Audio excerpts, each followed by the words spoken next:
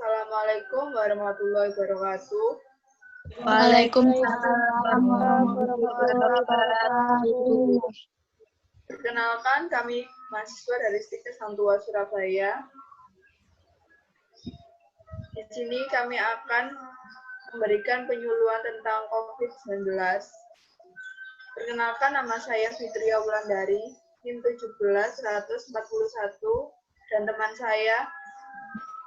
Perkenalkan, nama saya Adinda Nuria, NIM 1710001. Dan teman saya selanjutnya. Perkenalkan, nama saya Alivia Sabrina, NIM 1710009. Perkenalkan, nama saya Fatima Dijayani, NIM 1710037. Perkenalkan, nama saya Natalia Indasari, NIM 1710067. Perkenalkan, nama saya Puspa Indah Permatasari, NIM 17181. Perkenalkan, saya Rizky Firlana Aisyah Putri, NIM 17193.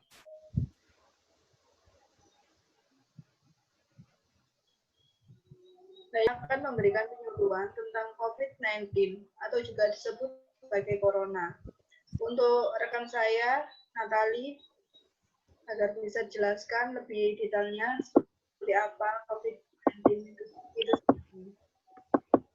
Baik, saya akan jelaskan tentang virus corona atau COVID-19. Virus corona adalah virus yang menyerang sistem pernafasan. Penyakit karena infeksi virus ini disebut COVID-19. Virus corona bisa menyebabkan gangguan pada sistem pernafasan, pneumonia akut, sampai kematian. Pada banyak kasus, virus ini hanya menyebabkan infeksi pernafasan ringan, seperti flu atau influenza juga. Namun virus ini juga bisa menyebabkan infeksi pernafasan berat, seperti infeksi paru-paru atau pneumonia, MERS, dan SARS. Tanda dan gejala dari COVID-19. Yang pertama, demam, suhu di atas 38 derajat Celcius. Yang kedua, pilek. Yang ketiga, batuk.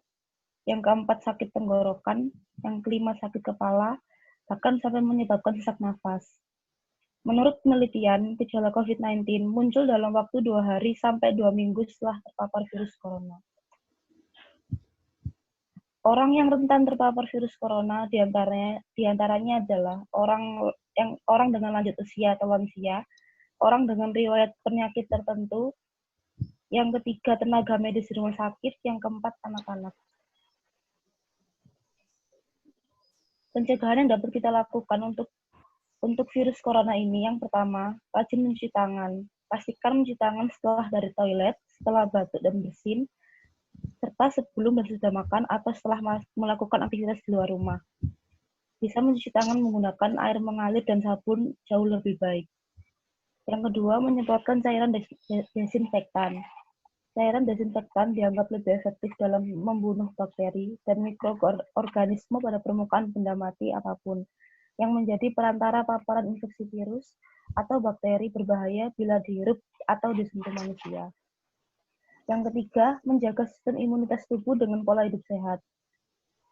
Makanan-makanan yang bergizi seimbang, minum air putih yang cukup minimal 2 liter untuk orang dewasa, konsumsi suplemen vitamin apabila diperlukan, lakukan olahraga secara rutin di rumah, tidur yang cukup minimal 7-9 jam untuk orang dewasa. Yang keempat, jaga jarak dengan orang yang sedang sakit. Yang kelima, hindari menyentuh mata, hidung, dan mulut, terutama bagian muka untuk menghindari masuknya virus ke dalam tubuh. Yang keenam, menjaga kebersihan saat batuk atau bersin. Ketika batuk atau bersin, hendaknya menutup mulut menggunakan tisu atau sapu tangan dan terapkan etika batuk yang benar. Yang ketujuh, mengikuti protokol kesehatan apabila telah berpergian keluar rumah. Yang pertama, lepas sepatu di pintu sebelum masuk ke rumah. Yang kedua, semprotkan cairan desinfektan pada barang yang dibawa bepergian.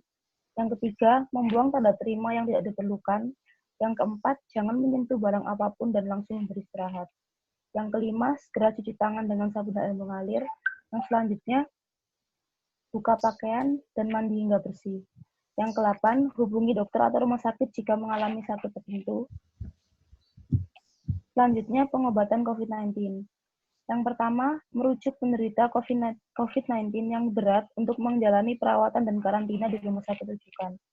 Yang kedua, memberikan obat pereda demam dan nyeri yang aman dan sesuai kondisi penderita. Yang ketiga, menganjurkan penderita COVID-19 untuk melakukan isolasi mandiri dan istirahat yang cukup.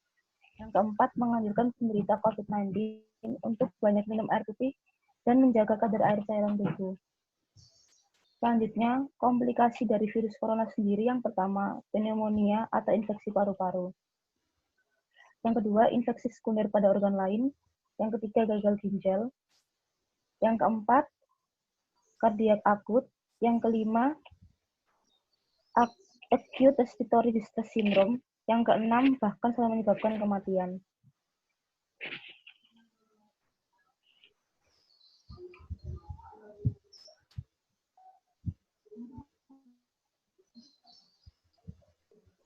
Sekian presentasi dari kelompok kami.